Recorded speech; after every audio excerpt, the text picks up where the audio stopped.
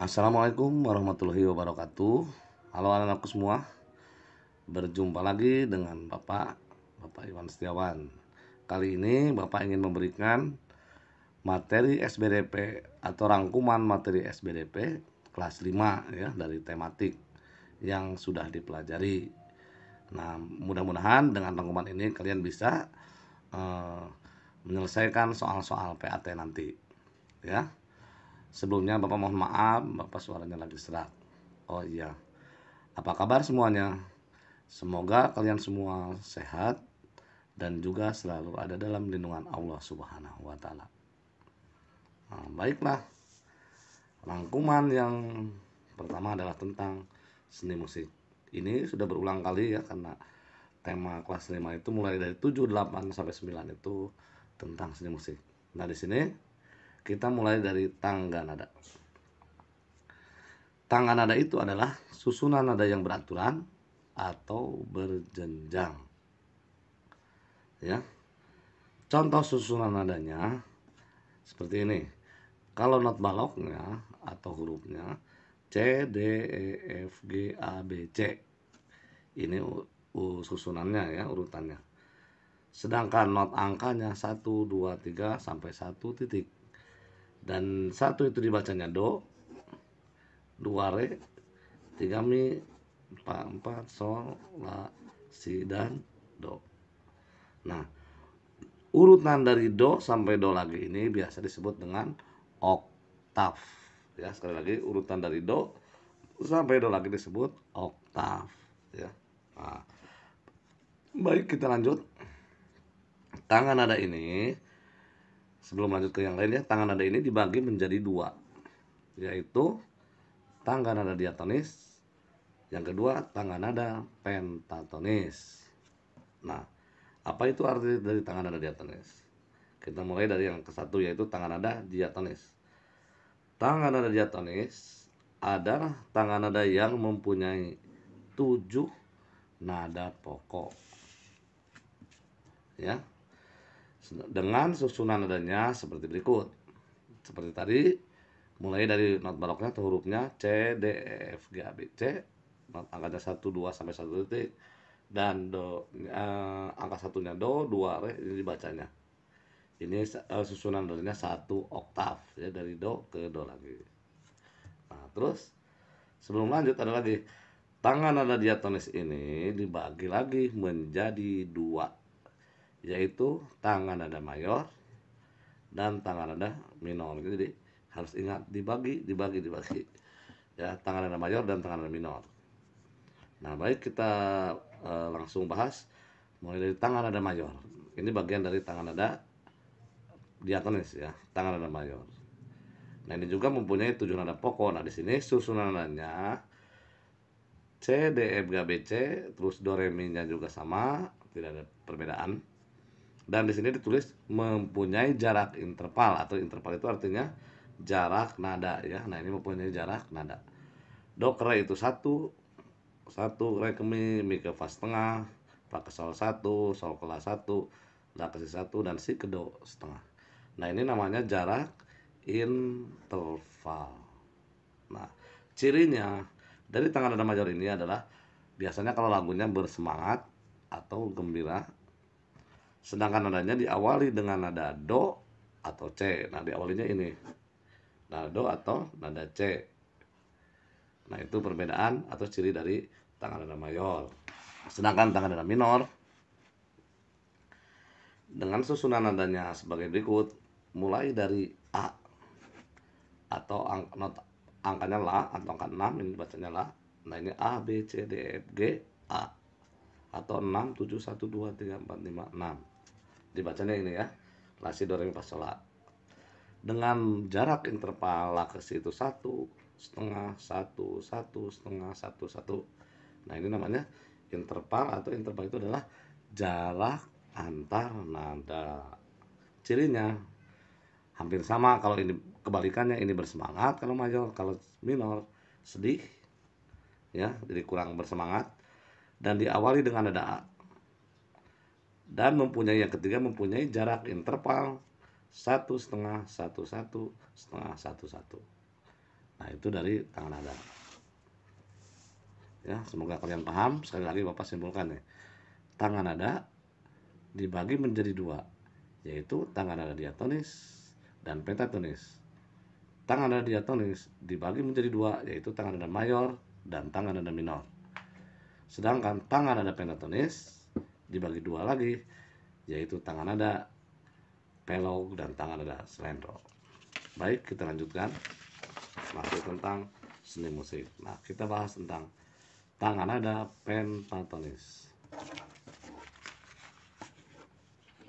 Tangan nada pentatonis adalah tangan nada yang mempunyai 5 nada pokok, yaitu C, D, E, G, A. Dan C ini mengulang lagi ya. Atau not angkanya 1, 2, 3, 5, 6. Dibacanya do, re, mi, sol, la. Nah, ini donya yang mengulang. Ini not balok, not angka, dan dibacanya. Lanjutkan. Tangan nada pentatonis berasal dari kata penta dan tonis. Penta artinya 5, sedangkan tonis artinya nada. Jadi, pentatonis adalah tangan nada yang mempunyai 5 nada. Tangan nada pentatonis dibagi menjadi 2. Jadi ingat selalu dibagi ya. Yang pertama adalah tangan nada pelog, dan yang kedua adalah tangan nada slendro. Nah, apa bedanya pelog dan slendro? Kita lanjut. Kita bahas tangan nada pelog. Tangan nada pelog adalah tangan nada, susunan nadanya seperti ini. Do, mi, fa, sol, si, ya. Ini kan ulang. Do, mi, fa, sol, si atau hurufnya C, E, F, G, B.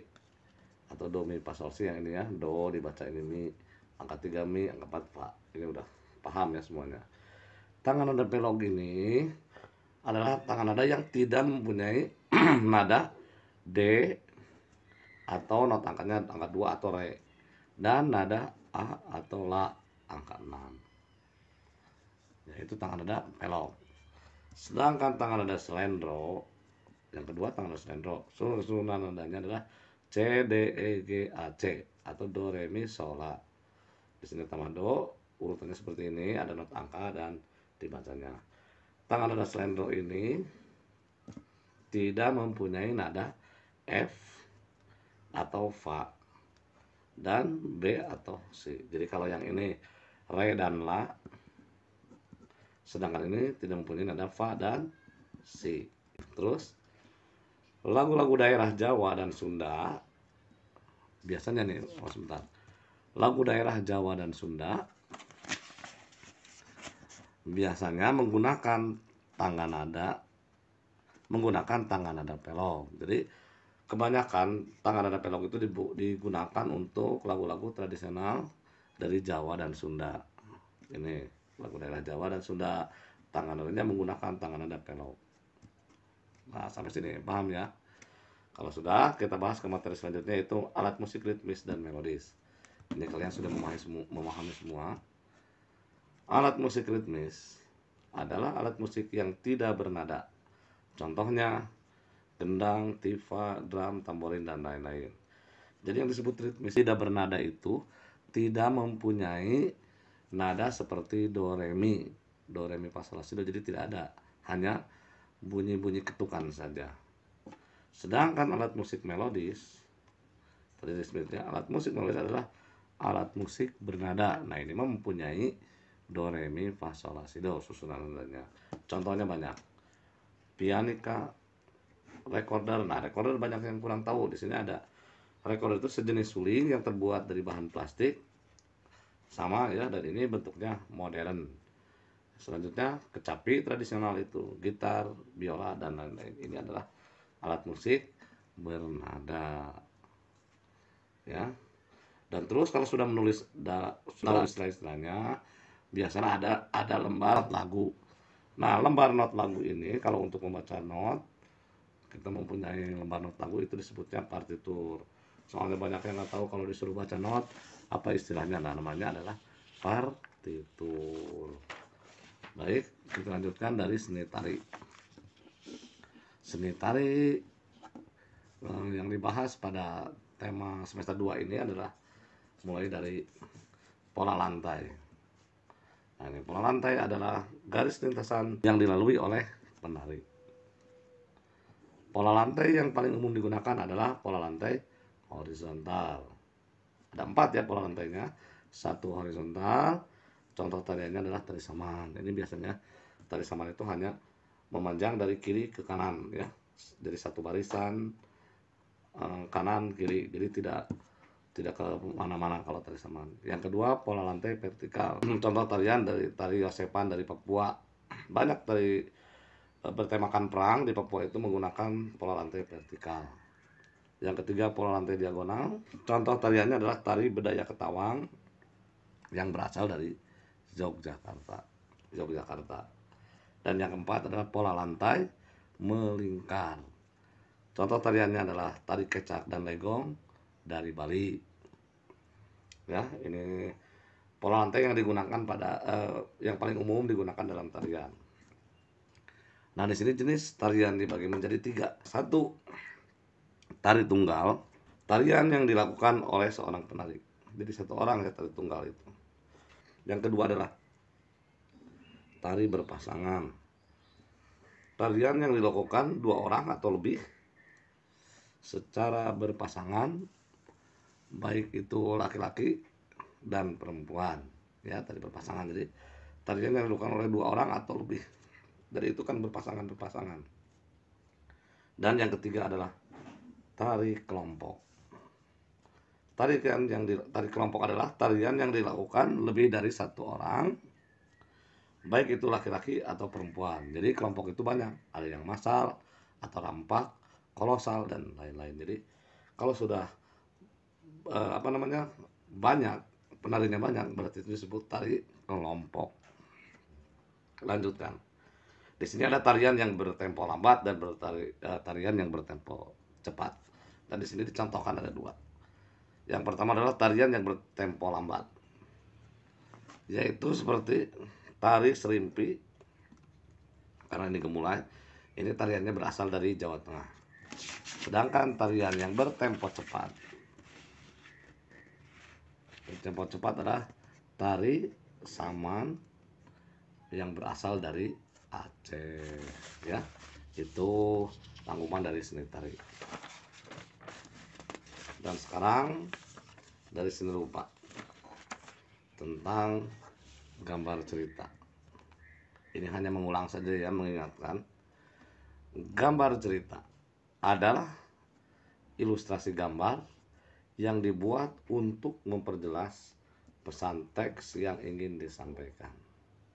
Jadi gambar cerita itu juga merupakan bagian dari gambar ilustrasi. Kalau gambar ilustrasi itu sendiri artinya gambar yang menjelaskan suatu teks, bacaan, cerita, atau keadaan.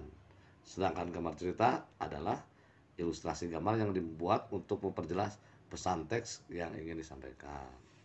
Contohnya yaitu buku-buku cerita bergambar, 2 komik, novel, majalah anak, poster, brosur, buku pelajaran sekolah, dan lain-lain. Nah, ini disebutnya gambar cerita. Ciri-ciri gambar cerita.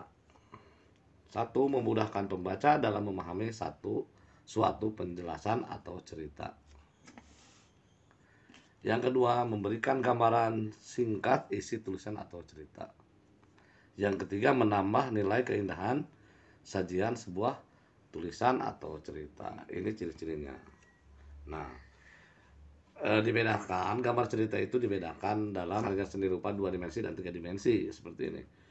Gambar, ya mau gambar cerita, gambar ilustrasi, gambar apapun, gambar atau foto dan lukisan merupakan karya seni rupa 2 dimensi. Jadi kalau gambar, foto, lukisan itu merupakan bagian dari karya seni rupa 2 dimensi. Dengan mempunyai ciri 2 dimensi itu adalah mempunyai ciri panjang dan lebar. Jadi hanya bisa dilihat satu arah dari depan gitu. Sedangkan yang kedua adalah karya seni rupa 3 dimensi. Nah, ini sudah mempunyai ciri panjang, lebar, dan tinggi. Nah, ini contohnya seni patung, ukir, pahat, dan juga relief. Itu merupakan seni rupa 3 dimensi karena mempunyai cirinya di sini. Cirinya mempunyai panjang, lebar, dan tinggi atau kedalaman. Nah, seperti ya patung itu sudah nyata ya 3 dimensi. Terus ada lagi ukir. Ukir itu di kayu, biasanya pahat di batu. Nah, kalau yang di batu itu disebut relief seperti di dinding candi. Nah, itu sudah 3 dimensi karena mempunyai kedalaman atau ketinggian ya. Sudah dipahat. Nah, mungkin itu saja materi rangkuman SBDP untuk semester 2 ini. Mudah-mudahan dengan materi rangkuman ini bisa membantu dalam menghadapi PAT atau penilaian akhir tahun semester ini. Sekali lagi terima kasih. Wassalamualaikum warahmatullahi wabarakatuh.